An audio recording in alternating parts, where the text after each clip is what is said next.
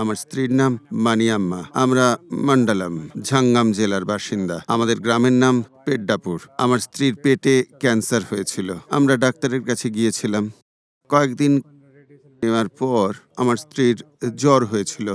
জ্বর হওয়ার জন্য আমরা তাকে হাসপাতালে নিয়ে গিয়েছিলাম। তারপর থেকে তার আবার জ্বর হয়। আমার স্ত্রী আর ব্যথা সহ্য করতে পারছিল না। অত্যন্ত কষ্ট পাচ্ছিল আমার স্ত্রী। আমার কি করা উচিত আমি সেটা বুঝেই উঠতে পারছিলাম না। এরপর আমরা এই হাসপাতালে তাকে নিয়ে আসি। আমার স্ত্রীর যা যা উপসর্গ সমস্ত কিছু এখানকার ডাক্তারবাবুরা মন দিয়ে শোনেন। আমরা গত ৩ মাসে ৩ বার এখানে এই হাসপাতালে এসেছি।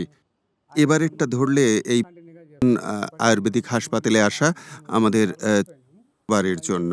আর সত্যি কথা বলতে কি এখানকার ডাক্তারবাবুদের ব্যবহার এবং উনাদের দেওয়া এই হাসপাতালের খবর যিনি আমাকে দিয়েছিলেন তার কাছে সত্যিই আমি চিরকৃতজ্ঞ। সেই সঙ্গে চিরকৃতজ্ঞ এই হাসপাতালের ডাক্তারবাবুদের কাছে। আপনাদের সবাইকে অনেক ধন্যবাদ।